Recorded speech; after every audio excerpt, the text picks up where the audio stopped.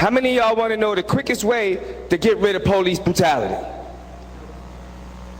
How many really want to know? The quickest way to get rid of the police brutality is to get rid of police. I love fighting me some crackers. Straight up. I stay in jail. Why do I stay in jail? Because I defend my hood. Sorry, I thought for a second there I thought I was watching Mel Gibson there in the end. Okay, pretty profound, incredible logic there. There wouldn't be any police brutality if we just didn't have any of those darn police. Okay, all right. Don't worry, that's just the Philadelphia arm of the Black Panthers. And there's no problems with the police getting shot in Philadelphia. Oh, no, there is. It's also not like the head of the Panthers is talking now about getting armed. I told you last night the Tea Party is arming. The white man already been armed. He's just arming even more. I don't even see how we got a discussion or a debate in the black community on whether or not we should be armed. Of course we should be armed mentally, culturally, and spiritually. But if you don't think that we need to be in self-defense according, for those who are watching, to our Second Amendment rights, if you think we should go less than our so-called constitutional rights, you're out of your mind. So we're arming against the Black Panthers.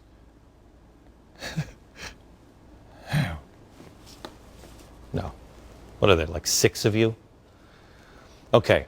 Nothing inflammatory there. Just move along, folks. And nobody in the media pay any attention to this. No.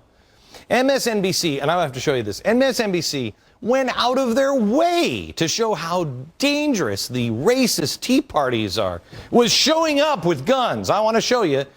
This is from MSNBC. Now look, here it is. Now they're racist. They're arming themselves. They're racist. A white arm, white arm. Look how racist this is. Now let me put it carefully, because it's a nice edit job. Let me put it side by side with the original video, because we have it. There it is. There it is. What a racist. Uh-oh. Uh-oh. Big black head. Uh-oh. That's why this on MSNBC just keeps going up, and then they edit back down. They never get to the head. Why? Why? They will go this far to paint the racist Tea Party goers. Look at that edit. And yet they're silent on the Black Panthers. The administration, mark my words, the administration is going to come out once things really heat up, after he's given them so much rope and so much room to run, he'll eventually come out and say, I am not for these Panthers. Where's Nancy Pelosi on this one? King Shamir says it's all about the police. I want to show you this is not about race. This is about revolutionaries. It's not about race. And it's the same stupid, dope-smoking hippies from the 60s. You know what? Let me tell you something. If you were in college in the 1960s, I'm so sick of you.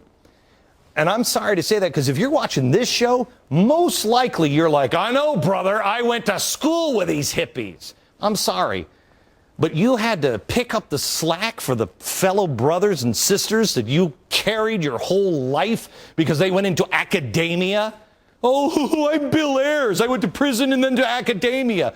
I'm sorry, but if you're retired now, your job ain't done yet. You've got to help your country again. I know you already fought in Vietnam. You got to help it again, because the same players are here to destroy it again.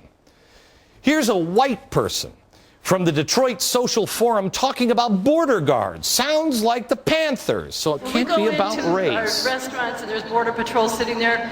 Would you sit next to the Ku Klux Klan if they were sitting in a restaurant with a hood on over their heads? Thank you. But there is no place for border patrol in the community. They have no good intentions. They have no good intentions for us. So when you see them, refuse to sit with them, refuse to eat with them, pretend like, they are the menace that they are, and pretty soon everybody will catch on to it, and they won't feel so goddamn comfortable to terrorize our communities. Terrorize our communities. I apologize, Border Patrol. I apologize to our military. I apologize to our cops, and I apologize to our Border Patrol. I don't know how, as a nation, we have gotten ourselves with these people running the gun. I don't know. I have no idea. Thank you for doing what you do every day.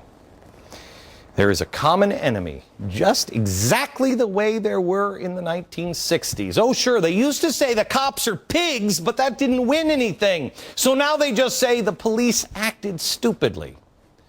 36% of the police in Philadelphia are black.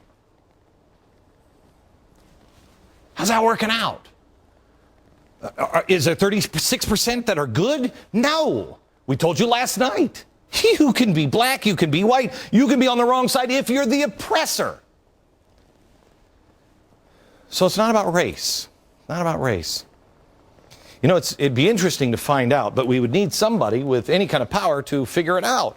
Here's Democratic Congressman Brad Sherman at a town hall meeting getting asked about the Panther intimidation case and the DOJ. Here's how he reacted. As to the Black Panther Party, Watch I'm his simply face. not aware of that case.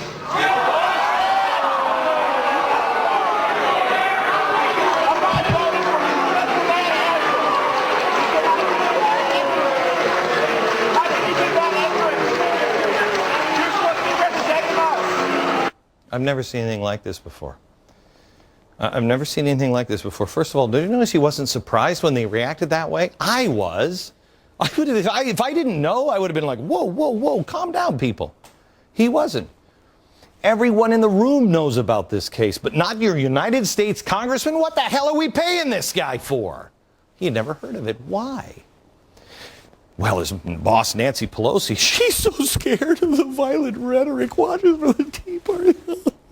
I saw this myself in the late Open your eyes a 70s little in more. San Francisco. Somebody blow up my eyes. This kind of rhetoric was very frightening, and it created a climate in which violence took place. Yeah, in the San Francisco in the 70s where the violence. Wait a minute, that was Jim Jones.